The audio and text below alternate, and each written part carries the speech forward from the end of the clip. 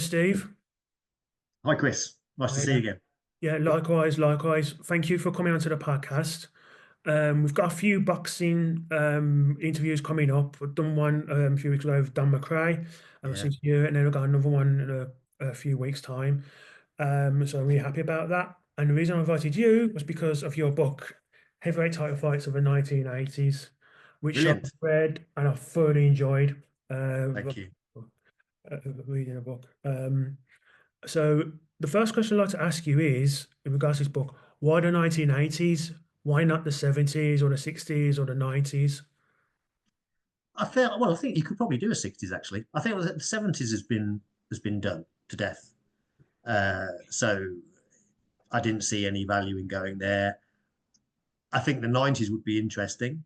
Uh, but I just feel like I had a bit of a more of a feel for the 80s because it was the era that I grew up in. It was the era that I started getting interested in boxing. It was the era that I got into boxing, but I also got into boxing writing. The first boxing book I ever had was Hugh McIlvanney's McIlvanney on Boxing, and I read that cover to cover several times and fell in love with boxing writing. And back in the 80s, there were so many magazines, so there was so much boxing writing. So that was part of the reason why I liked that era, but also because of the coverage. But also, just I think that the characters are so fascinating. I find the idea of that lost era of heavyweights fascinating, lost generation of heavyweights. People talk about the likes of Tony Tubbs and Pinklon Thomas, Greg Page, and so on, Mike Dokes. And I think the 1980s, it does get kind of sandwiched or forgotten about between the 70s and the 90s, obviously, in the sense that the 70s is the golden age, isn't it? It's Muhammad Ali, it's Joe Frazier, it's Ken Norton, it's Ernie Shavers, it's Ron Lyle, it's Joe Frazier, all of that. And then inevitably there's a hangover, isn't there? Larry Holmes struggled to escape the shadow of Muhammad Ali, and the sport as a whole struggled to escape the shadow of Muhammad Ali. And the 1980s, you've got Larry Holmes, he's the dominant heavyweight, although he's never the undisputed heavyweight champion if you want to get into the belts. But he dominates the first half of the decade. The WBA title, he held the WBC. The WBA title is passed around from Michael Dokes to Mike Weaver, Jerry Coetzee, and all this type of stuff. It's crazy. But in the second half of the decade, you get the first desire to unify the titles through the HBO series. HBO becoming more heavily involved consistently in the sport, and with that, obviously you've got the IBF title comes into effect in 1984, and so you then got three titles, but they get brought together with the HBO series, and that I think is a fascinating process how that came about as well. And then of course Tyson comes on the scene as a young man, finds his way into that HBO TV unification series, and brings it all together. So I just feel it's just like a really interesting decade, an underappreciated decade for the heavyweight division. Not the greatest decade. I'm not proclaiming it to be a golden age, but I just think you've got an all-time great in Larry Holmes. You've got an all-time great in Mike Tyson, and there are plenty of other interesting characters, tragic characters, in some cases, but also fascinating storylines. And what I hope my book is more about the characters, more about the storylines, and sometimes, unfortunately, the dirty politics, rather than just about the fights. This isn't a book that's just a description of each of those 46 fights as such. It's a description about the characters, what made them interesting, what brought those fights about, and those kind of storylines. Yeah, obviously the 80s numerically was started with 1980, but in terms of the boxers outside of Holmes and Tyson that dominated that decade, when do you think those boxers started to be noticeable? Because obviously Ali retired, although he did come back, retired in 1978. So although he had still had Ken Norton around and whatnot, when did the boxers that were more well known in the 80s start to get noticed by the wider public, boxing public? Um, well, I mean, Larry Holmes became champion in '78, but he was struggling for recognition, and many of the press weren't giving him any type of respect all the way through to around 1981. In his first defences, even he was taken 15 rounds for the first time after winning the title by Trevor Berbick. And Trevor Berbick at that stage wasn't considered to be anything special. And it was that was kind of almost a black mark against Larry Holmes in that, that was the first time all his previous defences he'd won by stoppage. But it's not long before around 1981, 82. I mean, Ali finally leaves the scene after his defeat to Larry Holmes. Obviously, goes away and comes back again for a non-title fight. But then you've got the likes of Greg Page and Michael Dokes. They're probably the two that in those very first couple of years of 1981, 82 are jockeying for position. There was obviously the US Olympic team boycotted the 1980 Olympics. So there wasn't the fanfare around US Olympians turning pro after 1980. So maybe some of those guys went slightly under the radar. But the likes of Tony Tubbs was another one that probably would have been in the running for the 1980 Olympic team, and so maybe they would have launched their career with a bit more fanfare. But I think it was around 1982, Ring Magazine were already starting to predict the downfall or the downside of Larry Holmes and his retirement. They thought his retirement would be too far away, and were looking to the coming fighters, and they were predicting it would be the likes of Michael Dokes and Greg Page. So these guys were building up a head of steam in around 81, 82, although none of them kind of took over that mantle. They were moderately successful, but not as successful as their initial promise. Yeah, your book covers title fights, but I just wonder, were there any non-title fights that you look back on and think actually they would have been very, if you could possible, include those in the book as well during the 80s? Yeah, for sure. I mean, possibly the best heavyweight fight of the 1980s was right at the end of the decade. It was Evander Holyfield against Michael Dokes, a rejuvenated Michael Dokes after a long period out of the ring battling his addictions. And he must have been, it certainly wasn't a peak Michael Dokes, but he gave Evander Holyfield 10 torrid rounds before being stopped in 1989. Before being stopped in 10 rounds rather in 1989, just as Evander had given up his cruiserweight title and was in pursuit of what it was expected to be a title fight against Mike Tyson. It's interesting you mentioned about the non-title fights because this was my first book and I had no experience of writing a book and I didn't really know what I was doing or where I was going. My first plan, and I actually set out to do it and started writing it, was to cover every fight between two contenders through the entire decade. Mm-hmm. And it was only when I got fairly early on, but I'd already written a few thousand words, that I started to think, okay, hang on a minute, if I carry on down this path, how long is this book going to be?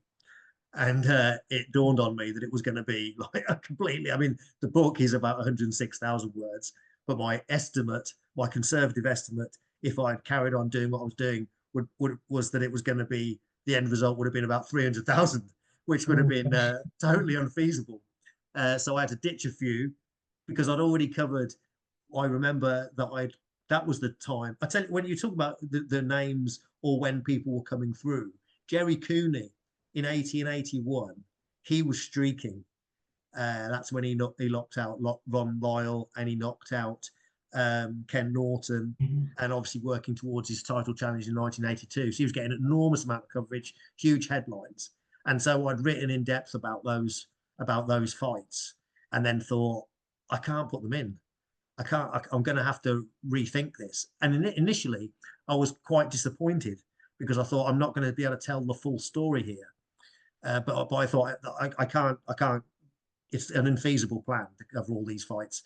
So I revamped it, scaled it down to the 46 fights, which is actually, with the length of the articles that I've written, the stories that I've written, it makes it, I feel, a good overarching narrative with those fights and stories, and I am very happy with what I've done now. So yeah, it wouldn't have been a smart move to carry on that path. If I might carry on writing those stories and just put them onto my website, but as a bit of an extra. Yeah. We talk about Mike Tyson being a prodigy during that time as well, but there was another fighter who didn't have a lot of boxing experience, but actually did well in the 80s, and that's Tim Witherspoon. Yeah, And in preparation for the book and for this interview, I rewatched his fight with Larry Holmes. And I would actually recommend it to anyone because I'm not saying it's the most exciting fight, but in terms of just technical brilliance, there's not been that many heavyweight fights since that have been technically excellent. yeah, yeah. I would agree with you. I I really enjoy that fight. I really enjoy that show because if you remember, also on that show was a fight between Mike Weaver and Michael Dokes. So it was a really good, deep heavyweight promotion. But the Holmes Witherspoon contest is a fascinating contest. It was over 12 rounds. So the WBC had not long brought their title fights down to 12 rounds. So that was fairly quite a new thing. Tim Witherspoon was completely unknown at that stage. Mm. So he wasn't given a hope in hell against Larry Holmes. Larry Holmes had only recently, in the 18 months previous to that, really started to get his credit, get his due. And then because he's really struggled with Tim Witherspoon, people started saying he was on the downside. Mm. And Witherspoon went into that fight, and his trainer was saying, "Oh, Tim's going to take away Larry's jab." And then everyone was thinking at the time, "What are you talking about? That's just not going to happen." Tim Witherspoon, he wasn't like Greg Page and Tony Tubbs in that he had a huge amateur experience. Tim Witherspoon's boxing amateur experience was minimal. So he was a real novice, but he boxed like a veteran. But I remember I wrote that against Larry Holmes in that first title challenge of his, he showed glimpses of looking like a real veteran, but then also looking like a novice as well, because he hurt Larry Holmes quite badly around the eighth round or something like that, and did not take advantage, did not press home his advantage, and that cost him. And it was the experience of Holmes that got Holmes home.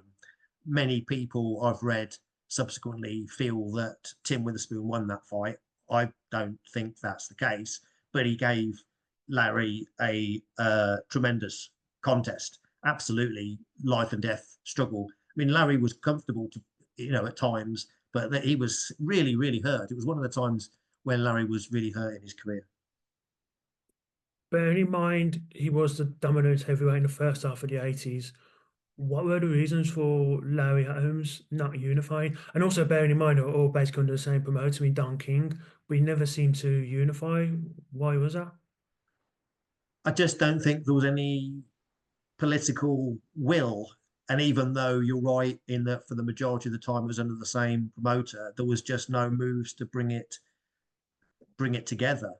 And then I think maybe because until Mike Weaver for a while when he was the champion, he was under a different promoter. But when it did come under Don King, Larry Holmes was getting frustrated with Don King. If you were to speak to Larry Holmes privately, I'm sure he would use much stronger language than that.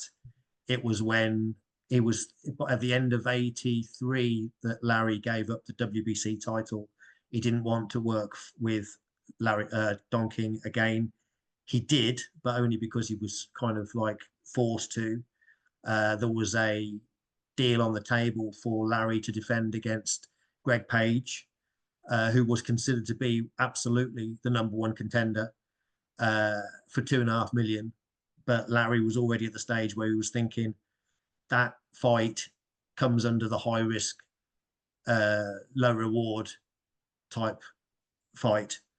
So he ended up giving up the WBC title because the IBF title was available, and that was his attempt to get away from Don King as well. So I just don't think up to that point, there was much will to bring the belts together. It was certainly never going to come together while Bob Arum had his hands on John Tate and then Mike Weaver for a while. I can't remember exactly when Mike Weaver got away from uh, Bob Arum, but yeah, it just never happened. There was no huge desire. I don't think it particularly suited Don to make it happen. To be honest, he would have the fighters anyway. When Larry wanted to leave him and gave up that WBC belt, Don King wasn't crying over that because he was like, okay, well, the WBC title, the vacant title, is going to be contested between Tim Witherspoon and Greg Page. Guess who had those two fighters? Yeah, yeah, yeah. And I suspect that Larry Holmes also felt much as we've seen this so many times over the years that older fighters see a promoter giving the eye to a younger fighter, thinking, I've served my time for them, and now they're aligning themselves with the younger fighter. That if Larry had fought Greg Page and lost, which I don't think he would have, but if it was possible at that stage, would Don King have been disappointed because he would have had Greg Page and then Larry Holmes would have been kicked to the side? Mm. It happens over and over and over in boxing. Yeah, it does.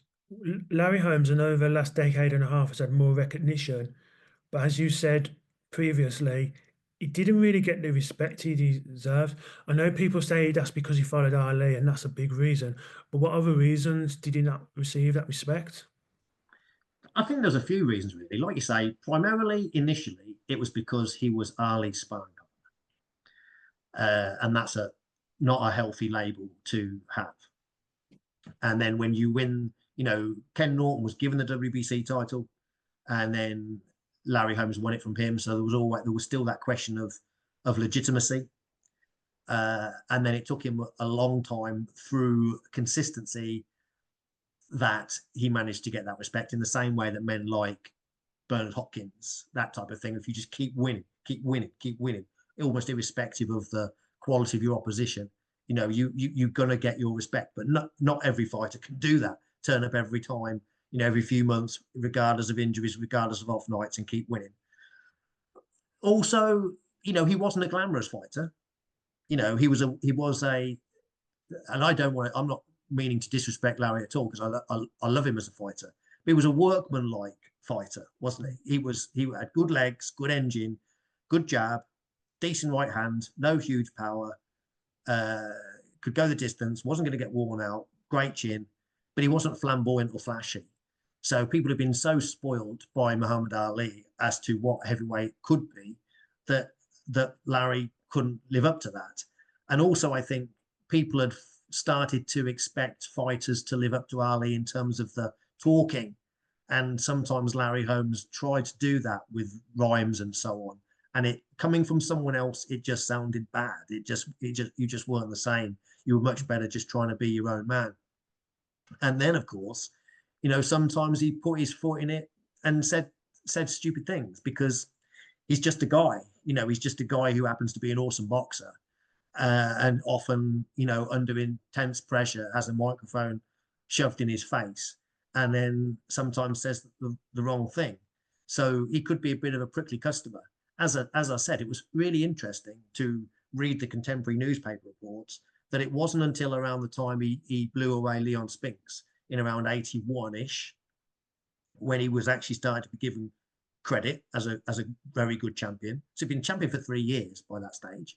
And by 1983, when he scraped by Tim Witherspoon, people are starting to say, looks like the end for Larry. He's on his way out. And then he starts being a bit more careful on his selection of opponents. And if we look at those opponents now, they look actually quite good in hindsight. But at the time, they were quite inexperienced opponents and they weren't well regarded.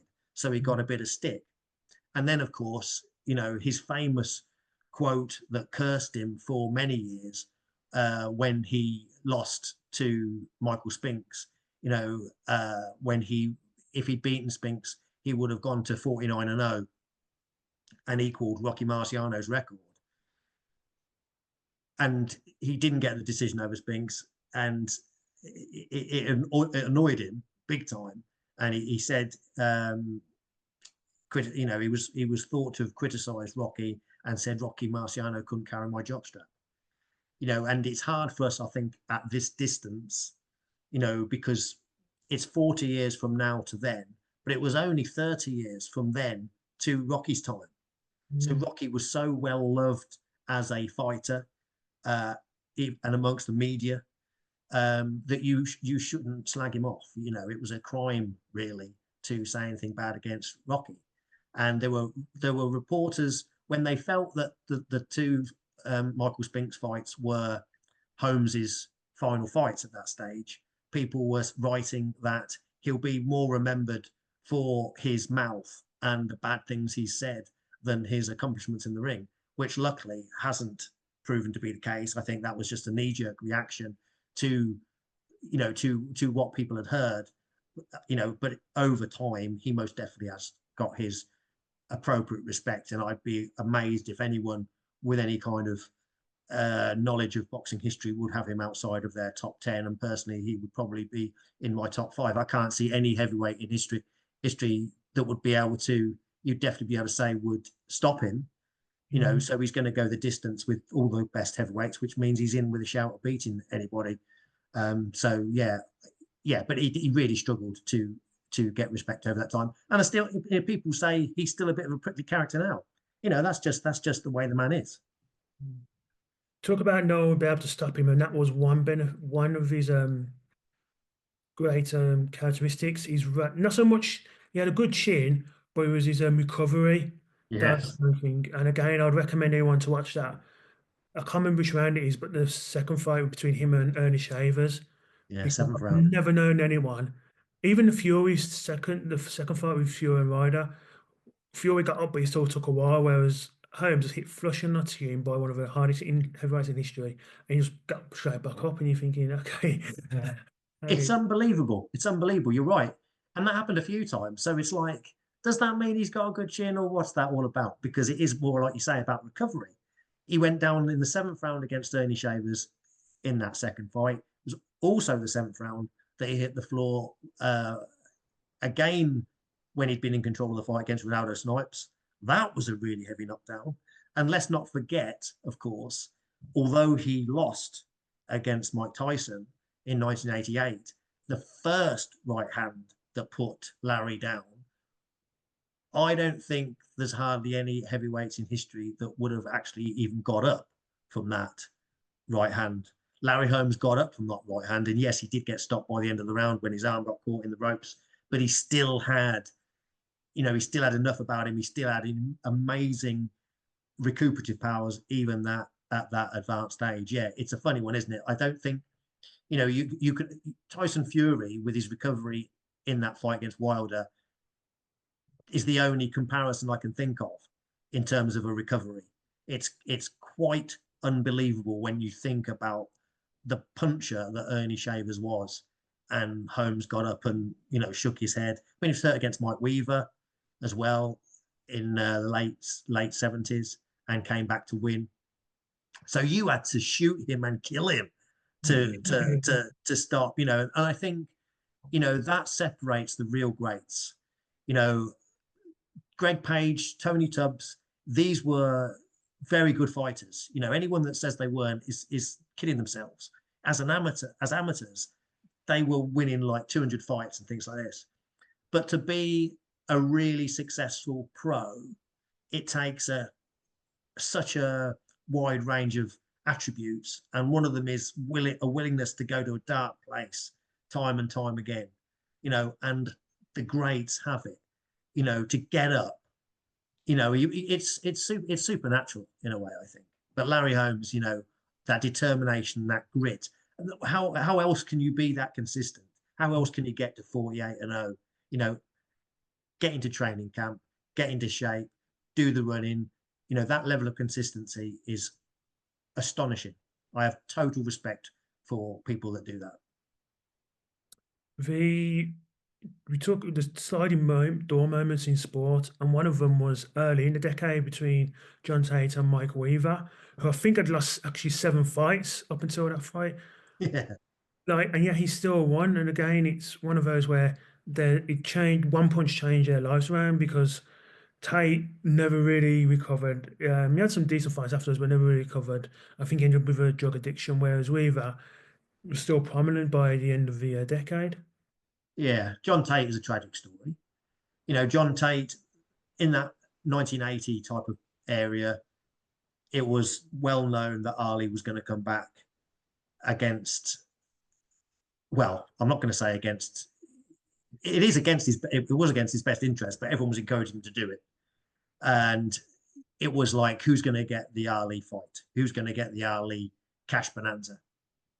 And the likelihood was that it was going to be John Tate if John Tate could get past Mike Weaver, as you say. So John Tate was looking, or the people behind John Tate, which at that time was Bob Arum, were looking for a relatively safe defense of the title to put on in John Tate's home state. So they settled upon Mike Weaver. Mike Weaver fit the bill because he was best known for having lost to Larry Holmes and giving him a good fight. But he'd got a significant number of losses on his record. So he was considered to be a relatively safe bet for that defense. And then we could hopefully move on to cash in against Muhammad Ali. For 14 rounds and 2 minutes, that plan looked like it was going to come to fruition. And then, as you say, a sliding doors moment. Mike Weaver knocks out John Tate with as beautiful a left hook as you will ever see in any weight division in any fight. And Tate goes down flat on his face and he's counted out. And he never recovers from that. I think it's fascinating to look at and compare that time to now because he was brought back only a few months later, far quicker than I think most fighters would be brought back these days from a knockout that painful. And he was brought back on the undercard of Sugar Ray Leonard against Roberto Duran, against Trevor Berbick, who was Trevor Berbick was not a comeback opponent. That was feeding John Tate to the wolves really, and he was knocked out again. So he's gone from being unbeaten WBA champion with the pot of gold just there, just slightly out of reach, to an ex-champion, 2 consecutive defeats, and he was never really in contention again. I think he's mentioned once more in my book when there was potential talk of him fighting Larry Holmes around 84 time when Holmes had taken the IBF title, but I don't think he really had any more significant wins. And as you say, there was drug addiction and, a premature death. His last fight was actually in the UK. I mean, how he ended up at the York Hall, massively overweight is, who knows? But yeah, it was a sad end. But for Mike Weaver, I mean, he wasn't able to, he did cash in to some degree, but he didn't, he went down to South Africa and defeated Jerry Coetzee. So he was well paid for doing that, as controversial as that would have been. But he was also on the lookout for a Jerry Cooney fight, which would have been hugely financially rewarding, but that never came to fruition. And it was in the end, it was Larry Holmes anyway. It was the WBC title that Muhammad Ali went for. So the hold of the WBA belt didn't get the Ali fight. But who knows? If John Tate had stayed on his feet for another 45 seconds, maybe things would have been different. Yeah, indeed. And funny, when I think of the 90s, because that's when I grew up as a teenager watching those fights, one of the things that marks boxers in that era is how crazy it was just in general. I want Yeah. to ask you is, when researching this book, what was the craziest moments in 80s heavyweight boxing? Oh, crikey. Probably a few of them. I mean, I think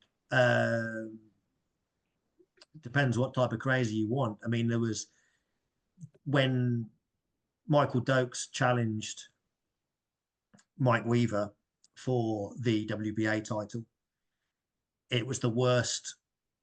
You won't really see a worse stoppage ever in terms of a premature stoppage by referee.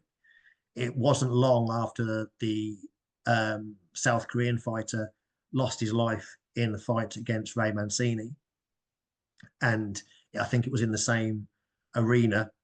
And so Michael Dokes was challenging Mike Weaver for the WBA title.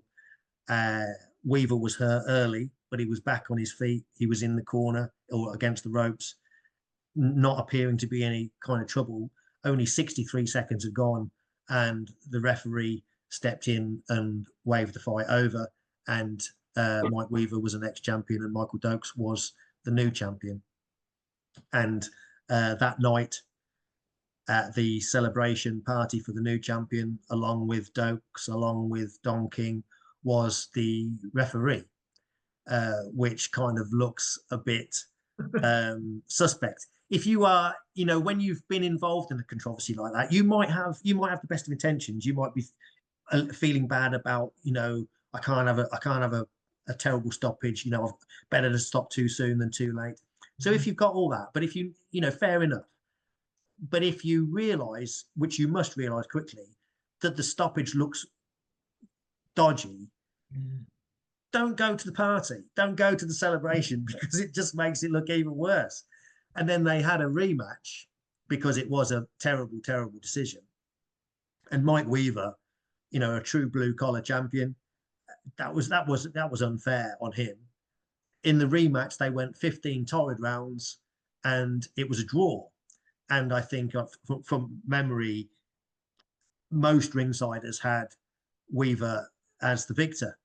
So he was, it just makes you think Dokes was Don King's man. And yeah, it was very difficult. So I think that stoppage on that first fight would fall under crazy.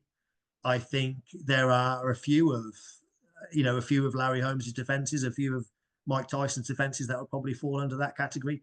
In a more dark type of crazy, you could even put the Larry Holmes Jerry Cooney fight with the black-white angle and the disrespect to Larry Holmes that was shown with the purse money being split 50-50.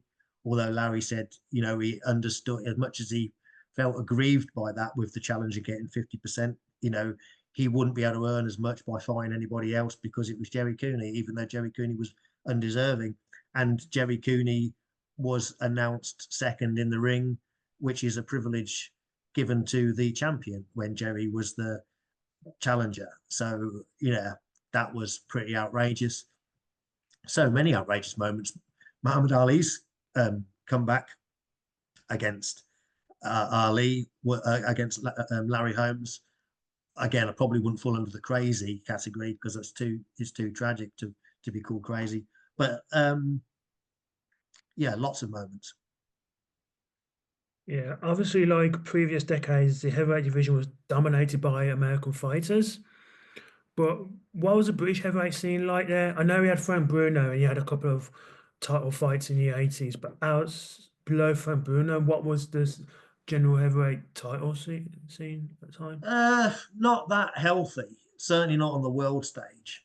In the early part of that decade, when I remember I watched a fight between John L. Gardner and Michael Dokes over in the States, when Dokes was a rising star and Gardner got stopped. I think it was about 4 rounds. Obviously, so he never progressed past that type of level. Towards the end of the decade, of course, you've got Gary Mason coming up in the shadow of Bruno, but he didn't do anything. His biggest fight, I guess, would have been Lennox Lewis. I'm not sure, that would have been 90, maybe. Yeah, that's Lewis, about Lewis 90. against Lewis against Gary Mason. But I think it really was Bruno, because if you think Bruno's first fight, Bruno was from the mid-80s through to the late. He was there or thereabouts, wasn't he? Through that whole period. It was 86 when he fought Witherspoon, being stopped in 11 rounds at Wembley. And then remarkably, his record between losing to Witherspoon, his rehabilitation between losing to Witherspoon and his second title shot against Mike Tyson, that's a study in how to manage a fighter without taking any risks, because he did Yeah, nothing. He didn't fight anyone of any caliber whatsoever.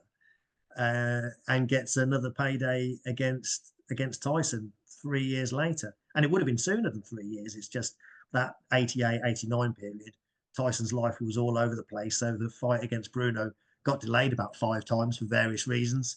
But I went British heavyweights. I don't think there was. I don't want to be disrespectful to any British heavyweights. I'm not an expert on the British heavyweight scene of that era, but I think it was pretty much Bruno. Even though he never fought for the British title, did he? He was never No, British champion. we never fought. I don't. He never won it, which is a bit of a There curious. was like the likes of Horace Notice, wasn't there? He was all part of that stable. I think he was part of that same stable of Mickey Duff and Mike Barrett and so on. Mm, yeah, Good fighters, but not going to go above European level. I mean, at European level, you had the likes of uh, Lorenzo Zanon, who starts my book because he was the first challenger in the 1980s. You had the Stefan Tankstads, who fought Michael Spinks and got kind of blown away.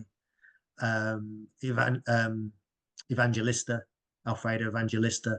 So these were the guys at kind of European level that managed to get world title fights, and there was no British fighters amongst those guys. yeah. It's going back to a couple of things you said. First of all, with regards to Larry Holmes, Michael Spinks, people talk about boxing upsets. What were the odds of Spinks actually winning that first fight? Oh, crikey! Now you're asking.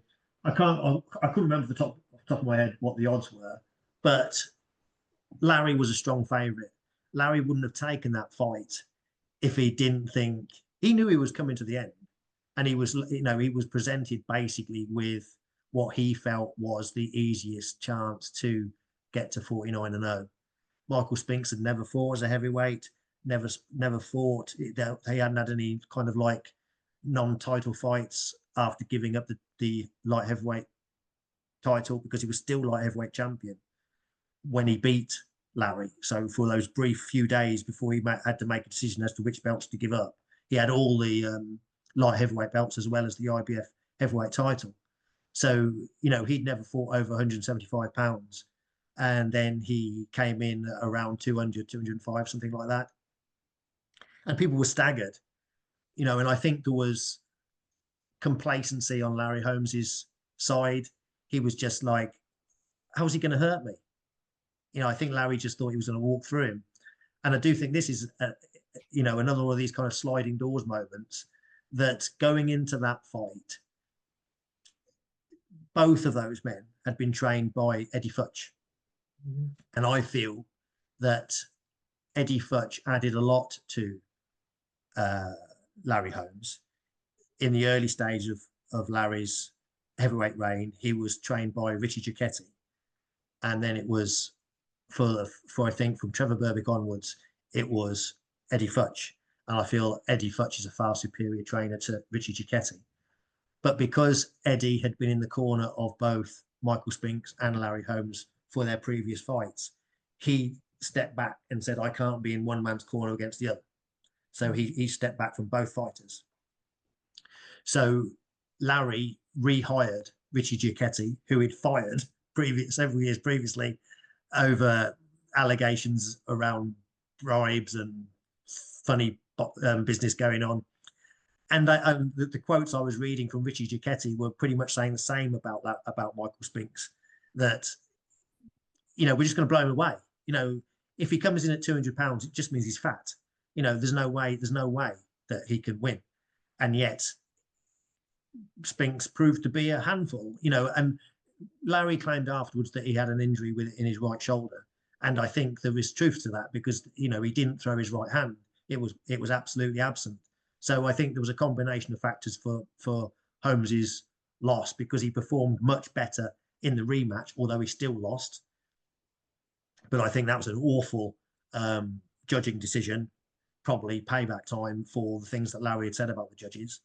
But yeah, it was a big upset because I think Larry was, Michael Spinks had no record as a heavyweight, and it had never been done. Remember, it had never been done for a light heavyweight, current light heavyweight champion to move up and beat the heavyweight champion. So no one thought that was going to be the day it was going to happen. Yeah, fair enough. We talked about a few minutes ago about crazy moments in sport. One of the craziest which would have looked out of place in the 1990s, is the Larry Holmes Trevor Burbeck, where Holmes goes onto the car and leaps onto Burbeck. What actually led up to that? What was the beef about? Oh, I'm not sure because I'm not sure when that happened because their fight was 81, uh, and they never came close to fighting again. Larry Holmes and Trevor Burbick. Although Burbick had taken Larry the full 15 rounds and had given him a much harder fight than was anticipated, it was a fairly it was a hard won victory, but it wasn't controversial, and it was the type of fight result that Burbick probably came out with more credit because that classic example of the underdog overachieving, although not getting the win, but getting a lot of credit. So I don't really know. There must have been something said, um, at a press conference or something. Holmes had his beef with a few people over the years. Trevor Burbick was a very erratic kind of character. So it's not surprising. But to get that type of response from Larry to leap over a car, wasn't it? I think pretty much Yeah, yeah, to try and get to Burbick, there must have been something said. I remember that when Larry fought Leon Spinks, he felt that that one was to a degree quite personal because I think he felt that Leon Spinks had said something to his wife or about his wife, and Larry didn't take kindly to that. So Larry looked forward to uh, dealing with Spinks in the ring. But generally speaking, although Larry sometimes said some things that he later regretted, he was pretty much a gentleman outside of the ring. He wasn't really into the bad mouthing.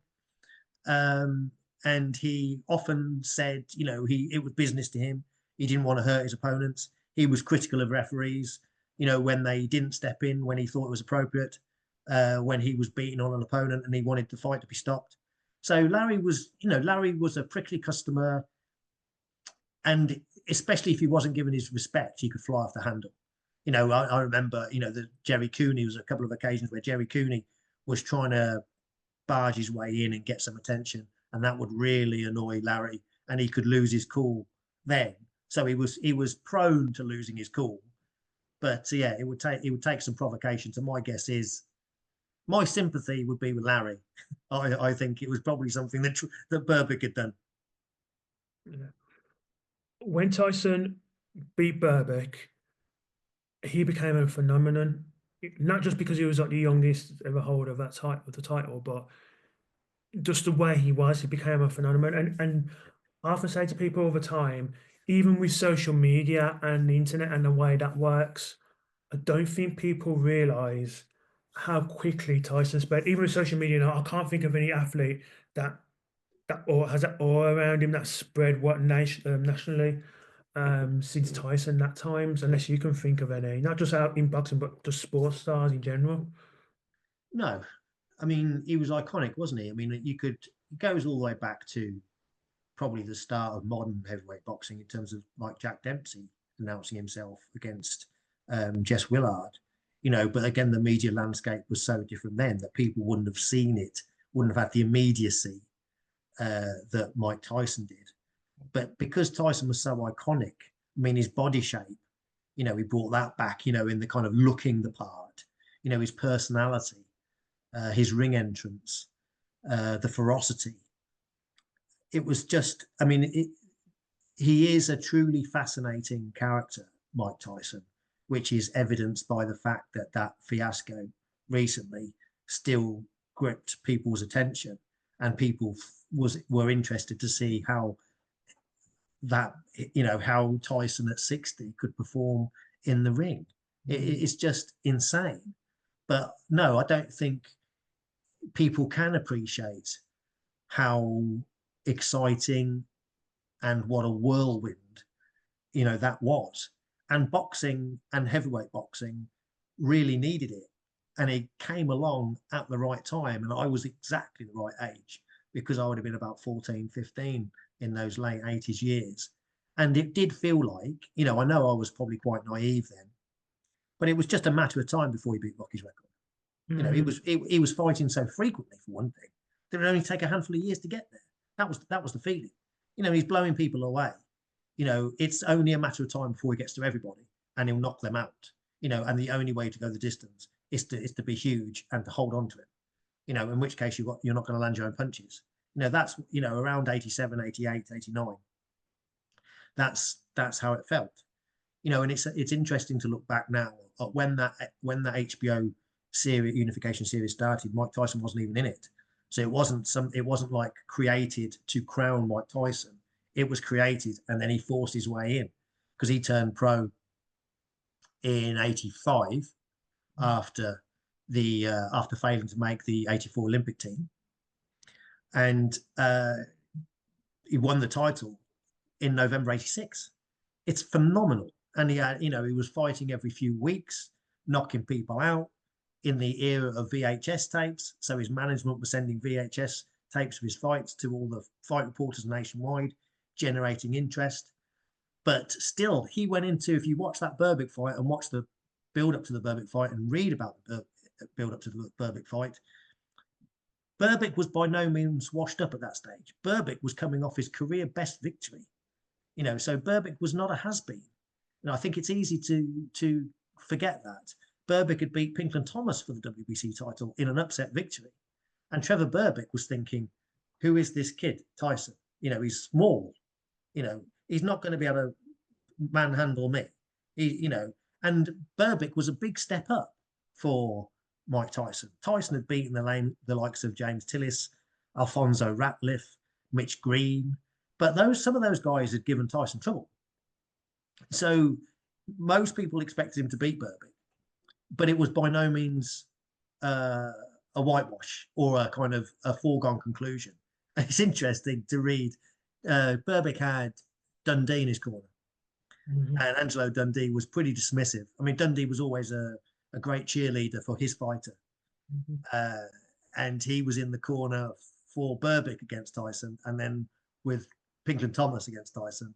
And each time he's like, oh, my guy's going to get it. My guy's going to get him, And each time afterwards, it was like, well, yeah, he recognised that Berbick was quickly intimidated by Mike Tyson's speed and just absolutely couldn't cope with Tyson's speed. And, you can watch that fight back and the shock on Berbick's face. And again, the great heavyweights have a way of announcing themselves on the sport in an iconic way, I think, which is what I love. Like going back all the way to, to Jack Dempsey, Muhammad Ali, Cassius Clay in the press conferences, even, and Mike Tyson landing that shot on Trevor Berbick's temple, Berbick going down once, getting up, going down again, getting up, going down again, getting up, and stumbling almost to the floor again before falling into the referee's arms. I mean, anyone that's ever seen it will never forget it, and you can't manufacture those moments. They're iconic moments that last forever. We're now, what was that? That is 40 years ago, almost 40 years ago, fresh in the memory. And because of YouTube, people will be watching that forever. Tyson's reputation is always being reevaluated, but his impact was huge, and his, in terms of, you can't measure men by how much of a, how iconic they are. But if there was a way of doing that, he would be right up there. Absolutely. I was a huge fan, less of a fan now. I think you have to be a bit more realistic about what he actually did achieve and his time at the top. But he was phenomenal in that 24-month period, maybe. An incredible whirlwind of a fighter. Yeah, he was credible, and I think it was Wes Goodrich that said in the commentary against the Berbick fight when Berbick got knocked down and he's trying to get up, he was like a baby playing in a playpen. That's the way he described it and stuff like this. Which actually leads me on to another point, because one of the things about boxing in particular that makes it for me so a sport I enjoy, despite its foibles, is the commentary teams. I'm just wondering, did you have any favourite commentary moments from that era regarding the heavyweights? I'm not about moments, but I do, having rewatched all these fights, of course, several times. I grew up with the British commentary, of course. Hmm. But now, if I have the choice between watching them on YouTube with the American commentary or the British commentary, I'll choose the American commentary. I mean, in the Hmm. first half of that decade in America on ABC, you had Howard Cosell, and I know he divides opinion, but I just liked his style. And without having lived through that time, as I didn't, stateside, obviously, as well, it's hard to know what else he was known for and what fed into his persona and reputation. But as a commentator, and that, the fact that he was just one man at ringside, whereas now you've got 4, 5, 6, 7, or however many people, talking over each other. I just much more preferred that style, and I just loved the way he would his commentary generally, and the way he would like kind of lean over to the corner between rounds and try and grab a word with Ange, Mm. with Angelo Dundee, between rounds or something when Ali was fighting. And he really was an iconic character in himself, isn't it? I mean, there's books about the relationship between Howard Cosell and Muhammad Ali. Cosell famously walked away from the sport after the Holmes Randall Tex Cobb fight when Holmes gave Cobb such a beating, won every one of the 15 rounds and just boxed his ears off. And Cosell was just screaming for the fight to be stopped. But Cobb was just he was just one of the toughest men ever to put gloves on. But in the second half of the decade, with that HBO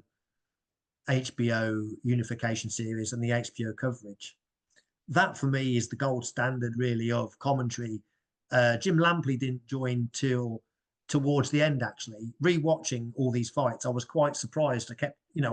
I tend to think of Jim Lampley and Larry Merchant plus one other, either a George Foreman or a Roy Jones or Sugar Ray Leonard. But Jim Lampley didn't join till quite close to the end. The name escapes me, which is I'm disappointed about for the guy that preceded.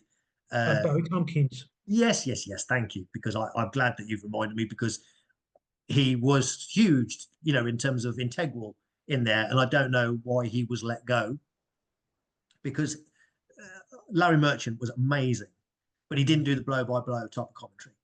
But I felt that the three of those, with Ray Leonard mainly through that period, that was great commentary, and Larry Merchant always had a way of summing things up.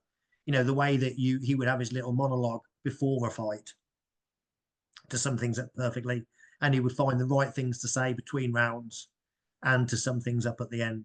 He was a great guy, still alive, isn't he? But I think he's very elderly and obviously retired. No, he He did was a a hell of a writer as well, Larry Merchant. yeah, yeah. It's interesting. Obviously, sadly, obviously we lost George Foreman a couple of weeks ago, and this was a decade where he made his comeback. Yeah. How many fights did he have, or how long was it from his first comeback fight to when he had an actual serious test, which I imagine was against Jerry Cooney? Yeah, well, he was been coming back. I can't remember the dates now, but he came around about 87.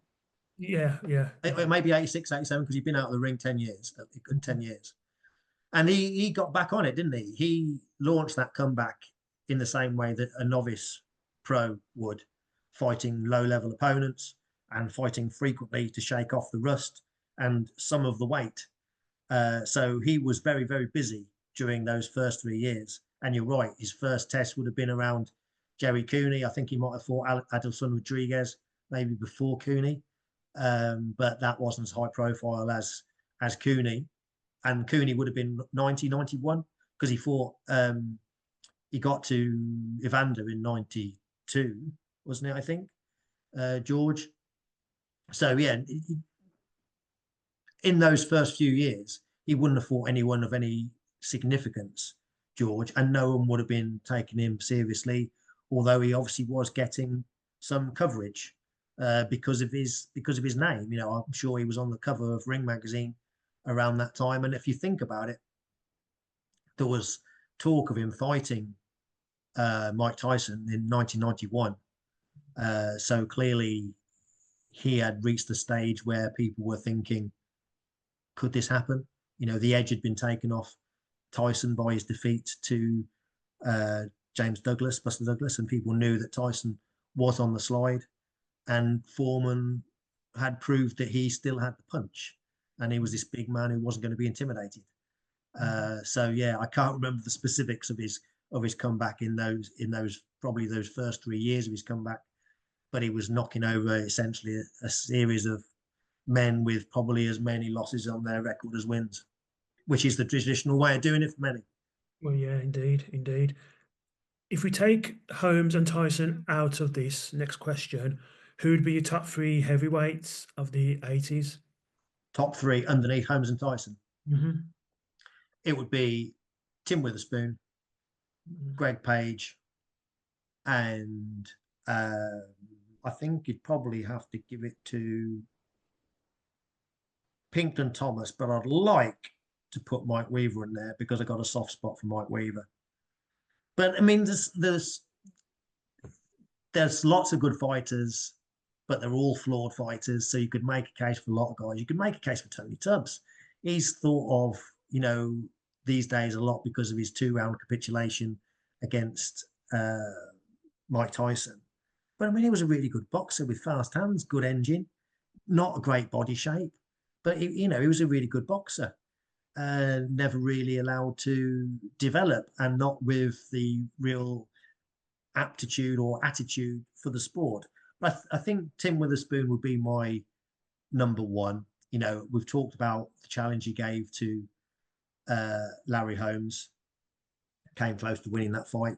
Then coming off that fight, when Holmes gave up the WBC title, Witherspoon beat Greg Page, and that demonstrated probably the difference between the two of them. Greg Page had the amateur experience, but Witherspoon was the aggressor and outmuscled and outpunched Greg Page. But again, Witherspoon wasn't the full package. Witherspoon was far too easily discouraged. They didn't have the staying power.